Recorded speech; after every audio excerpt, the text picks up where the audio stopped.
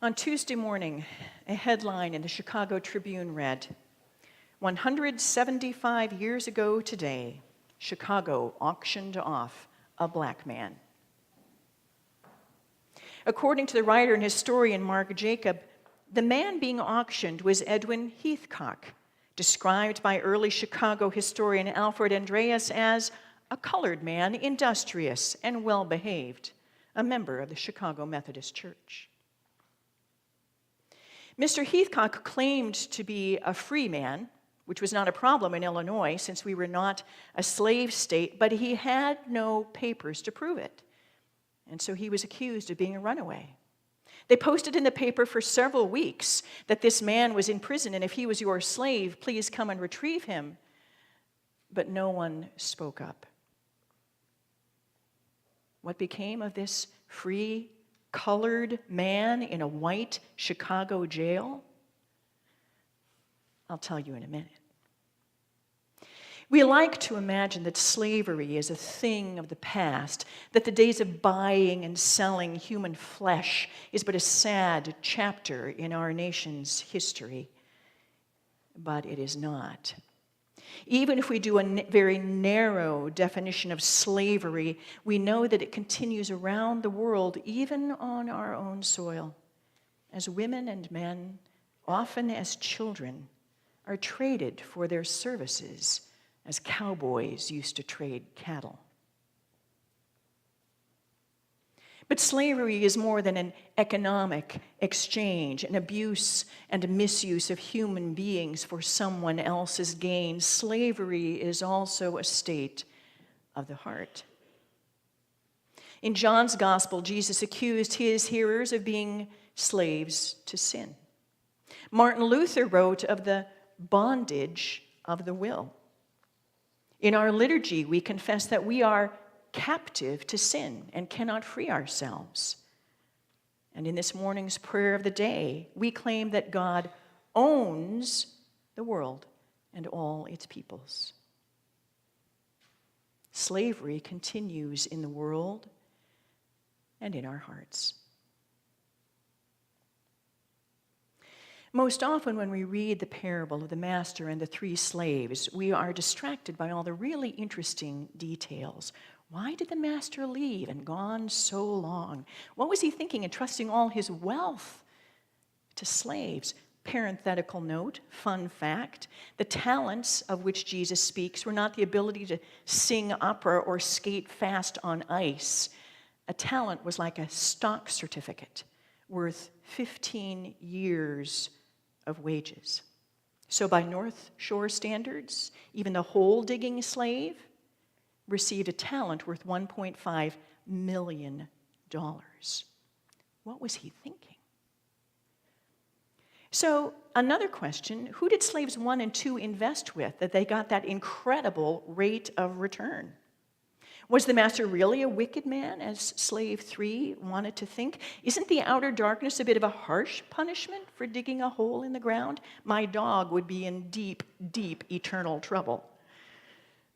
But as interesting as all those details might be, none of those questions drives to Jesus' point. Another parenthetical fun fact, if you want to know what a parable is really about, look at the subject of the very first sentence. Jesus said, "For it is as if a man..." I know the answer. Ding, ding, ding. Jesus' parable isn't about slaves or stock certificates or outer darkness. It is about a man, a master, a wealthy though foolish landowner who entrusted everything he had to nameless slaves. So who was this fictional, foolish man? You get one guess. Though Jesus' disciples had no idea, Jesus knew that his earthly days were short, drawing to a close, and that soon everything he had, everything he taught, everything he preached, everything he prayed would be handed off to someone else. His deep concern was that the caretakers of his kingdom, his slaves would recognize the value entrusted to them, the gift given to them, the responsibility laid in their hands. So we know about these disciples. What was Jesus thinking, leaving everything to them? He was thinking that we are trustworthy slaves. Without romanticizing the facts of the matter, first-century slaves were often trusted members of the household. And the slaves to whom the master gave millions and millions of dollars worth of wealth had abilities and had earned their master's trust. Two of them very quickly understood the terms of this agreement. Those slaves, in an economic sense, they were free to think and to plan and to invest. And I want to meet their stockbroker. They had been given much, and they trusted their master. They gave much in return. But the third slave, that hole-digging slave, was enslaved not only in his body, but also in his heart.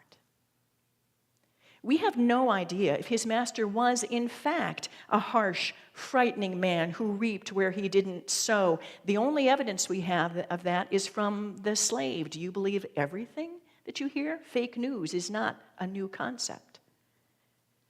So we don't know if what he said about the master is true, but we know that it was true of him.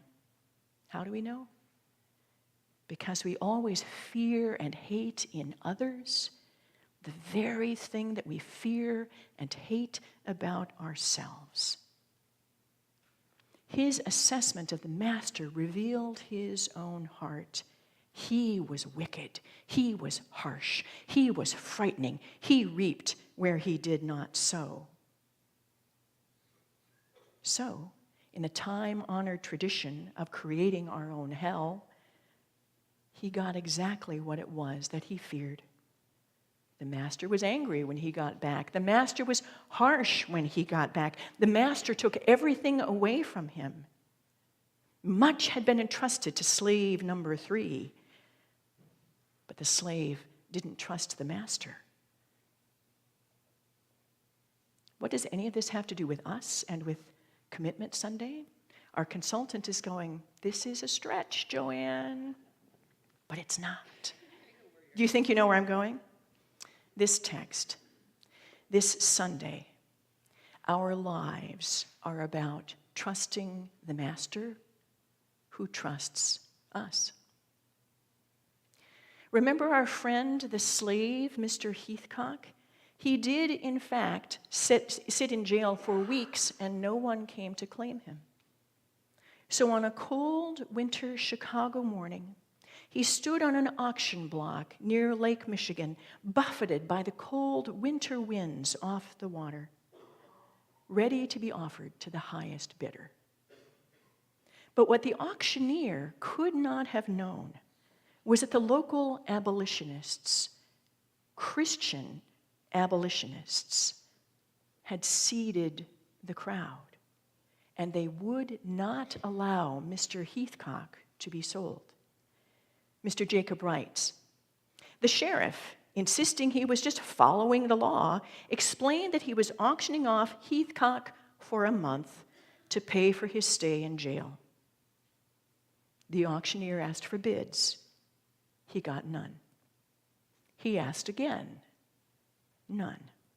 He kept asking and finally warned the crowd, if I can get no bid for this man, I must return him to jail. Up stepped Malin Ogden, whose brother William was Chicago's first mayor. Malin took out a silver quarter and offered 25 cents for Heathcock. The sheriff accepted. Mr. Ogden then looked at Mr. Heathcock and said, go where you like. And that was it. Mr. Heathcock's life lay in the hands of complete strangers. Whipped by winter winds, studied like a piece of meat, Did he trust on that cold Chicago day that someone would free him? And though he could not have known it as they dragged him from his jail to the auction block, those strangers who came to his aid were slaves themselves, trustworthy slaves, followers of Jesus, who recognized what they had been given and vowed to give that same gift: freedom, dignity, agency to a man unjustly enslaved. Today we receive commitments of support for next year's ministries and for improvements to our facility. We are not asking you to enter indentured servitude, to deny yourselves food and clothing, or give us your firstborn, though some of you, I think, might gladly do so. We each support this ministry according to our abilities, as did the slaves in Jesus' parable. But why all the fuss we've been making? Why all the money? After all, it is only a building and it looks fine to me. Except that it's only a building where children learn the faith and love to sing. It's only a building where lovers come to commit their lives to each other in marriage. It's only a building where people with heavy burdens come to lay them down for a while. It's only a building where we lay our elders peacefully to rest. It is only a building where we find purpose for the other 6 days of our lives. It's only a building. And we have been entrusted with this lovely building, this lovely place, and others are trusting us to carry out our mission. Can they trust us to be trustworthy slaves? We are all slaves. Some in our world are enslaved in a very real way, owned by another. But some of us are slaves to fear and to doubt, unable to trust our master to be kind. But I can tell you from my own experience, we can trust God. We can trust our master. And in turn, God entrusts us with enormous gifts intended to be shared. To the prisoner, we give freedom. To the hungry, we give food. To the homeless, we give shelter. To the children, we give hope for their lives. The master has trusted us. But do we trust the master?